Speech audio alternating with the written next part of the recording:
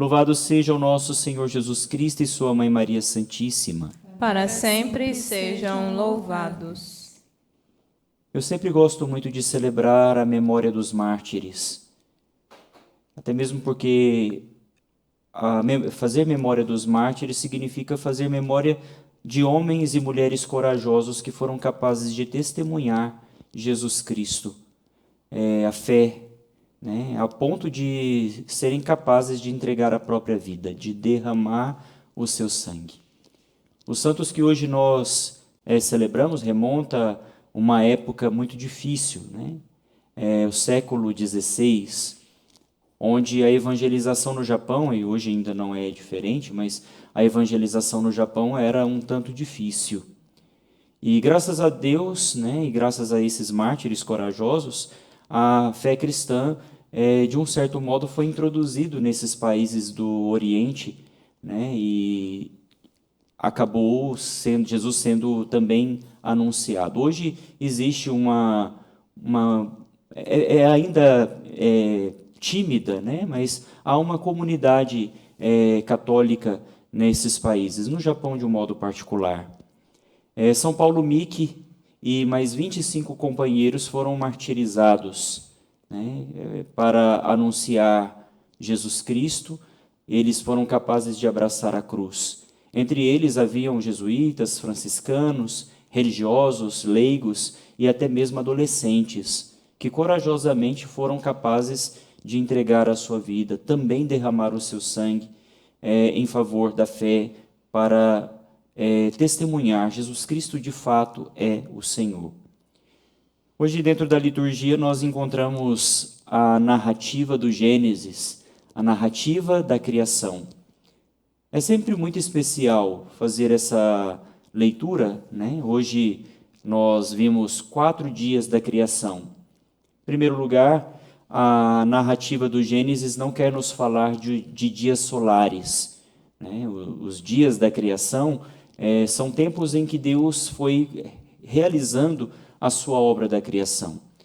E pensar em dias não solares, mas como etapas, né, como tempos que marcam cada uma das etapas da criação, não é uma negação da nossa fé.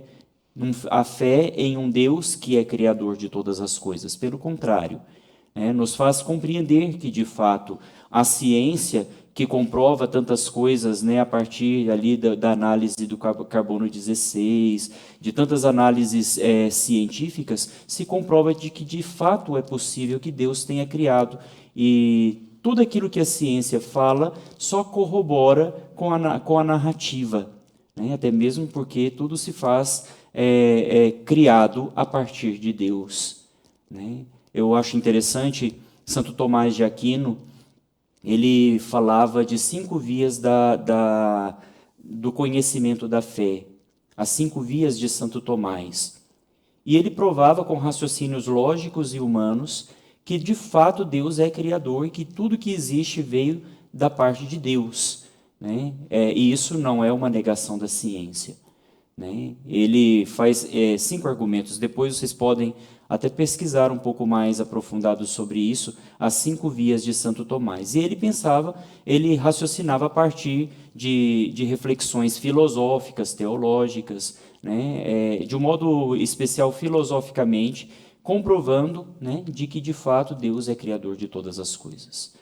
E isso é muito importante para nós, porque a partir do pensamento de Santo Tomás, também Santo Agostinho e tantos outros santos, a gente tem verdadeiro conhecimento, né, da criação, que não é um conhecimento científico, até mesmo porque a gente não consegue provar quando tudo começou, mas até mesmo para que houvesse, digamos, uma grande explosão, como os cientistas dizem, é necessário que haja alguém que tenha causado essa explosão, né?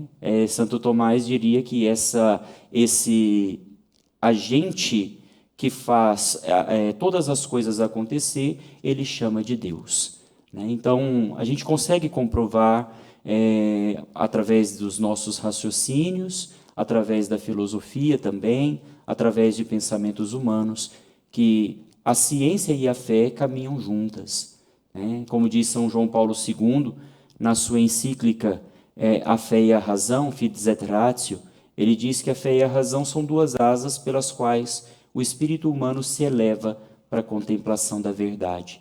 Nós não podemos chegar a um conhecimento pleno da verdade se não usarmos desses dois instrumentos, o conhecimento da fé e o conhecimento da nossa razão. São duas realidades que não se contrapõem, mas que juntas nos leva a um conhecimento mais aprofundado de Deus e da verdade da existência.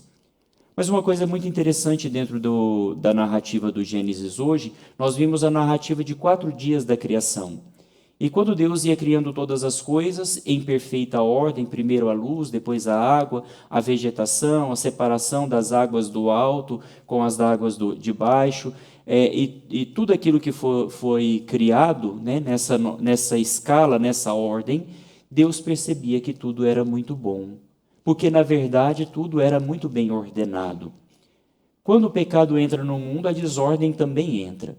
E aí entram as doenças, entram as maldades, a injustiça, a violência e entra também a morte na nossa vida. Eu acho interessante se nós olhamos tanto a primeira leitura como o Evangelho. Muitas pessoas com uma vida desordenada, seja por causa de uma enfermidade, seja por causa de uma opressão de um espírito maligno, mas que era colocado diante daquele Senhor, o mesmo Criador de todas as coisas, a palavra pela qual Deus criou tudo que existe, em plena ordem, esse mesmo agora que se faz homem no meio de nós, também traz novamente a ordem na vida dessas pessoas. O Deus Criador é o Deus restaurador, é o mesmo. É Jesus Cristo, é nosso Senhor. E por isso, quando nós olhamos essas duas realidades, tanto da criação como da ação de Jesus na vida das pessoas, nós vemos que toda essa realidade nos conduz para um outro dia, que é o 8º dia. O 8º dia, depois do descanso de Deus, né, nós vamos ainda ver o restante dessa narrativa, que no 5º dia Deus criou tal coisa, no 6º dia Deus criou o homem e no 7º dia Deus descansou. Mas a encarnação do Verbo de Deus, a vinda de Jesus no meio de nós, é o 8º dia. E esse é o 8º dia que nós estamos vivendo, o tempo da recriação, o tempo da restauração. Louvado seja o nosso Senhor Jesus Cristo e sua Mãe Maria Santíssima. Para sempre sejam louvados.